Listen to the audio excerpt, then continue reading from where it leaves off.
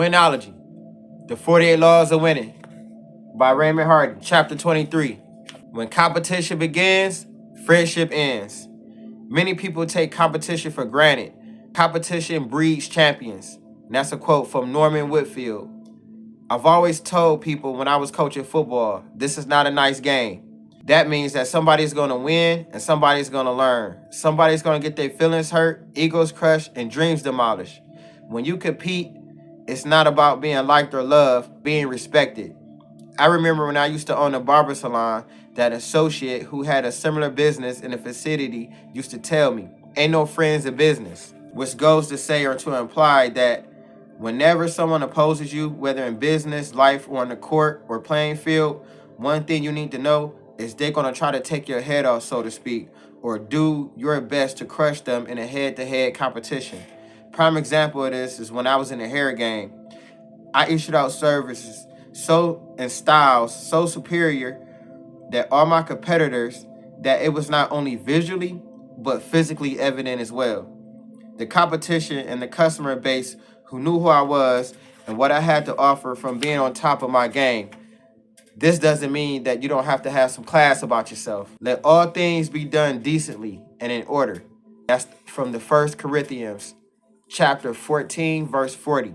If you're in a game and up by 40, 50 points in the fourth quarter, by all means, put the reserves in and let them get some experience and development. Unless the opposition is a fierce rival or did something derogatory in the past, in which case you have to teach them a lesson and run up the score like the Vegas slot machine and rub their nose in it like a puppy dog that has pooped in the wrong place to teach them a lesson. In real life, example of this was when I was coaching arena football. We were ranked near the top of our division, knocking off the two-time defending league champions in the regular season. It just so happened that our next opponent, who we had played back-to-back, was winless and had less talent, was now being coached by one of our previous head coaches who was recently acquired. Prior to the first game, after we arrived at their place, the former head coach of our team came and greeted all of our players, hugging, loving on them like they were one of his sons. We all were related, a term our current head coach referred to as brother-in-law. End result is that when we played the game, we played like we were competing against a close relative, confidant, and friend or neighbor, instead of against an opponent that was trying to take us out the business, relieve us of our livelihoods, and get their first win of the year. We succumbed to their level of play and made their team owner look like a genius and our former head coach look like a savior. That night, we didn't possess that killer instinct or aggressive action needed to compete on this level. Lost the game to an inferior opponent by 4 points. Next week, our current head coach called practice on one of our team's days off and gave them the business for the lackluster performance. 8 players decided not to show up. After practice, we called in some free agents, tried to find some people that was hungry, wanted to work, and replace those who didn't want to work. At the next practice session, the current players noticed the new faces and places and got the message: produce or get reduced. And that's a quote by Big Ray. Log on to chosen1sports.com for more information. Motivation is simple. Eliminate those that aren't motivated. That's a quote by Lou Holtz. During the upcoming week, the current head coach of the team worked extra hard and attend long film sessions and stressed the importance of focus, execution, completing assignments in the proper fashion from start to finish, in addition to reiterating the reason why we are here. Prior to the next game at home, our current head coach let it be known that we were preparing for battle. That guy that we used to know and love on the opposite color uniform was not here to be our friend or buddy. During the next 60 minutes, more so to steal and kill our joy and dreams and aspirations, put us out of business, and have us standing in a soup line.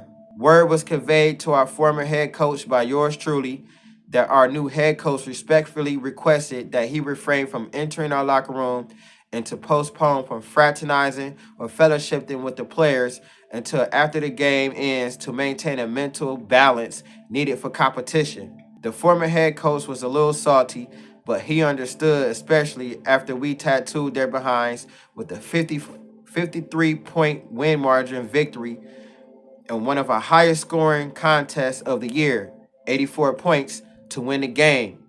After the game, the coach was non-existent and disappeared quickly into the night to face reality of that long road trip home, that self-preservation is the #1 priority and the first law of nature. These men had families to feed, bills to pay. Being nice in competition wasn't going to help them keep their jobs nor the lights on. The game is 90% mental.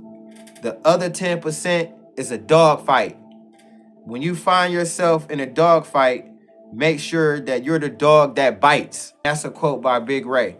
I need you in attack mode and not snack mode. We're trying to feed a family and not just give them a piece of candy. That's another quote by Big Ray. The most important thing to remember is if you want to win a dog fight, is to make sure that you bring the right dog. That's a quote by Yusef El Chu. Anticipate and avoid unnecessary conflicts in addition to never entering into a battle, contest, or war where there is no reward. Once again, that was chapter 23. When competition begins, friendship ends. That was another wonderful chapter out of Winology, The 48 Laws of Winning by Raymond Hardy. If you like anything that I said in this chapter, please comment below. If you like any of my prior videos or any prior chapters I've done, comment below. Like and subscribe to the channel. Reading is fundamental. You know why? It funds the mental.